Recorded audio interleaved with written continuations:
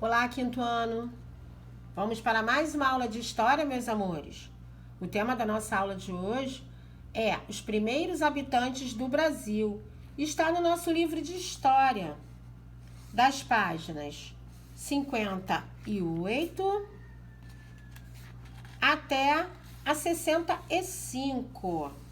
Vamos lá? Peguem os livros e vamos acompanhando a nossa aula de história, ok? Vamos dar início. Olha lá. Quando Pedro Álvares Cabral chegou às terras que hoje chamamos de Brasil, nelas já viviam vários grupos indígenas. Aí a Tia Mari colocou a imagem para vocês lá, do momento da chegada dos portugueses, o encontro com os índios no litoral, certo? Para mostrar que aqui já viviam vários grupos indígenas quando os portugueses chegaram. E cada grupo com seus costumes, suas crenças, sua organização social, enfim, cada grupo com a sua cultura. Os primeiros indígenas que os portugueses tiveram contato foram os do povo tupi, tá? Porque naquela época eram os tupi, o povo tupi, os tupis que viviam aqui no nosso litoral. Então, foram eles os primeiros a encontrarem, serem vistos pelos portugueses. Eles viviam em aldeias circulares, suas casas eram construídas com palha e troncos de árvores e eram chamadas de malocas. Eles praticavam a caça, a pesca, a agricultura. Eles se espalhavam por todo o Brasil. Tinham características diferentes das dos brancos, certo? Os índios.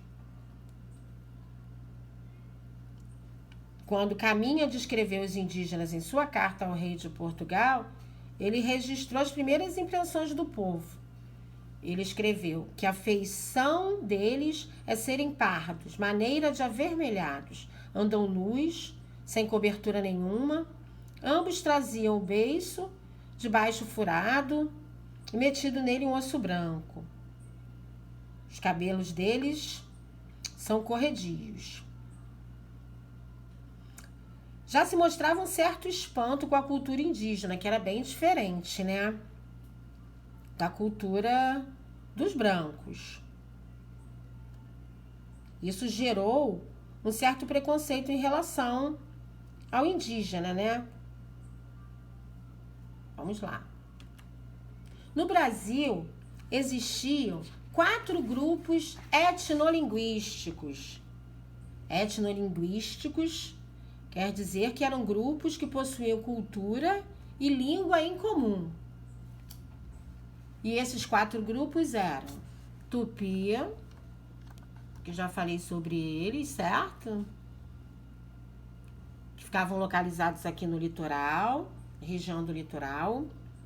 O Macro-G, que viviam na região do Planalto Central, região central.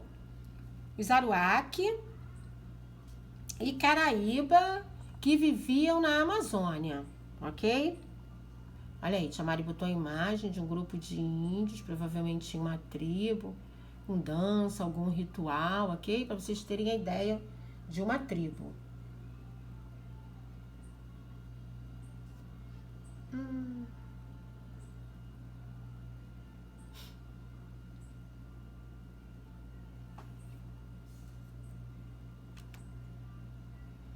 Tupis. Os tupis viviam em aldeias circulares, como já disse anteriormente. Suas casas eram chamadas de malocas.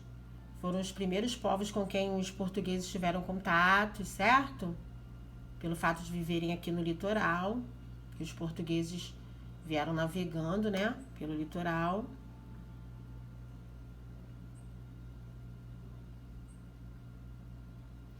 A outra história do descobrimento do Brasil.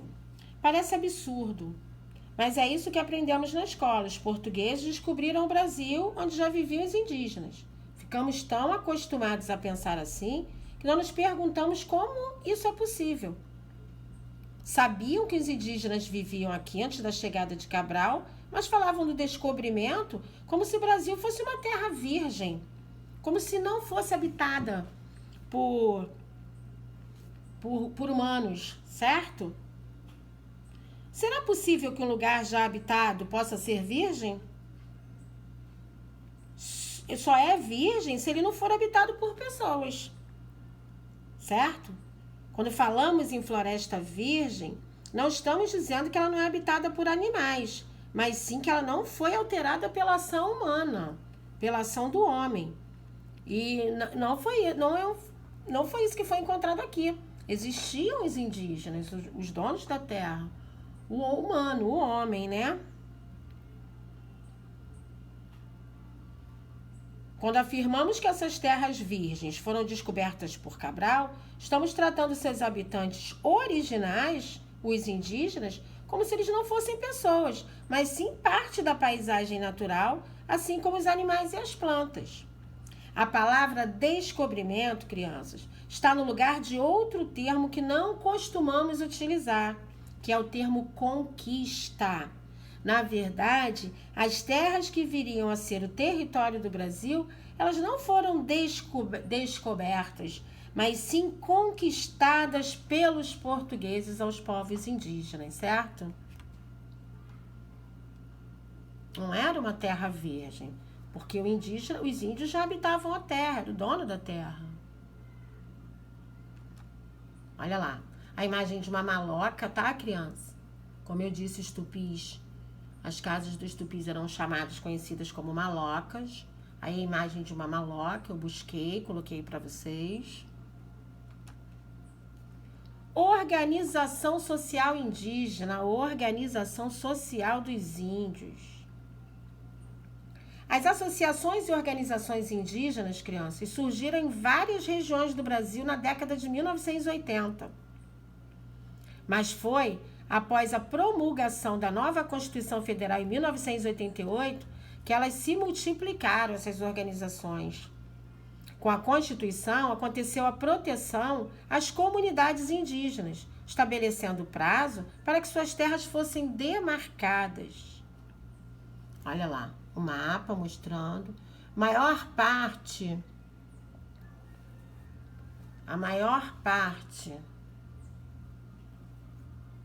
da população indígena do país se concentra aí, ó, essa parte verdinha aqui, ó, se concentra na região norte do Brasil, ok? Região norte, onde estão localizados os estados Acre, Amapá, Amazonas, Pará, Rondônia, Roraima e Tocantins. A maior parte da população indígena do nosso país se concentra na região norte. Entre os índios não há classes sociais como a do homem branco. Todos têm os mesmos direitos. A terra, por exemplo, pertence a todos, certo? Vamos lá. Vamos seguir então? Olha lá, terras indígenas no Brasil. Os povos indígenas fazem vários utensílios, como redes, flechas, lanças para caçar. Fabricam canoas, instrumentos musicais, como tambor, flauta, tá? Toda aldeia tem um chefe, chamado de morubixaba ou cacique. O chefe religioso é o pajé ou xamã, certo? Que exerce grande influência sobre as pessoas da aldeia pelos poderes mágicos, que, de acordo com a crença, ele possui. Seus poderes representam a força da natureza, a adivinhação, a religiosidade e a cura, certo? A religião deles, crianças, é politeísta. O que é politeísta? É aquela religião acreditavam em vários deuses. Por exemplo, em Tupã, deus do raio e do trovão. Guaraci, o sol. Jaci, a lua, certo? As tarefas diárias são divididas de acordo com a idade e sexo na tribo, certo? Na aldeia. Os meninos indígenas são chamados de curumins. Aprendem desde pequenos, desde cedo, de forma prática, tudo que é preciso para viver na tribo. Observam os adultos e vão treinando desde cedo, certo? Quando o pai sai para caçar, ele costuma levar o curumim, para ele já ir aprendendo. A educação indígena é bem prática e de acordo com a realidade da vida de cada tribo, da tribo. Quando atinge 13 ou 14 anos, o jovem passa por um teste e uma cerimônia para ingressar na vida adulta. Os homens caçam, pescam, fabricam armas. Olha lá, coloquei a imagem de um índio, dando a ideia de um índio de religiosidade para vocês, um índio já com uma idade mais, como fazer, mais maduro, né? Não coloquei um índio tão jovem, dando uma ideia assim de um chefe religioso, certo? Os homens caçam, pescam, fabricam suas armas, arcos, flechas, certo? As mulheres tecem algodão, fazem redes, esteiras. Eles gostam de música, de dança. As tribos indígenas possuem uma relação baseada em regras sociais, políticas e religiosas. Elas se comunicam em momentos de guerras, casamentos, cerimônias de enterro, também quando estabelecem aliança contra um inimigo comum. Antigamente, os indígenas viviam de forma bem diferente do modo europeu.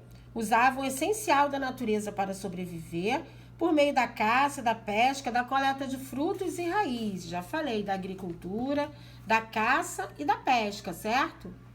Eles não praticavam o comércio.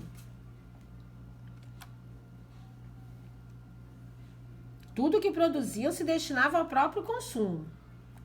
Olha lá, as sociedades indígenas foram se acabando, porque se tentou fazer com que elas se comportassem do mesmo jeito que a sociedade colonizadora, certo? Na verdade, não houve respeito à forma como os indígenas viviam, certo? Quando os portugueses chegaram ao território, que hoje forma o Brasil, haviam cerca de 4,5 milhões de indígenas. Ao longo do tempo, grande parte da população indígena foi morta. Muitos indígenas, crianças, morreram por causa de doenças trazidas pelos portugueses, como a gripe, o sarampo, a varíola. Outros se tornaram escravos dos portugueses e morriam por trabalhar em atividades forçadas. E ainda havia combate, luta contra os portugueses. Os índios lutaram contra os portugueses, pois não queriam se deixar escravizar, certo? O dono da terra, né? Em 5 de dezembro de 1967, foi criado um órgão chamado Fundação Nacional do Índio, FUNAI, que tem como objetivos, crianças, defender as comunidades indígenas, despertar o interesse da sociedade pelos indígenas, fiscalizar e proteger as terras por eles ocupadas, entre outras coisas. Certo, crianças? Devemos ter respeito, né? Respeitar a cultura do outro, a cultura do índio, né? Ok, então, crianças, falamos do índio, da forma dele viver, de como vive hoje, que vive de uma forma diferente, certo? Falamos da época lá do descobrimento, dos primeiros povos que fizeram contato com os portugueses, que viviam aqui no litoral, povo tupi, certo? Ok, então, muito obrigada, crianças. Aqui eu encerro a nossa aula. Realizem, por favor, os exercícios do livro de vocês de História, das páginas 64 e 65, ok? Como eu já disse, muito obrigada, então. Fiquem com Deus e até uma próxima aula, ok? Beijos!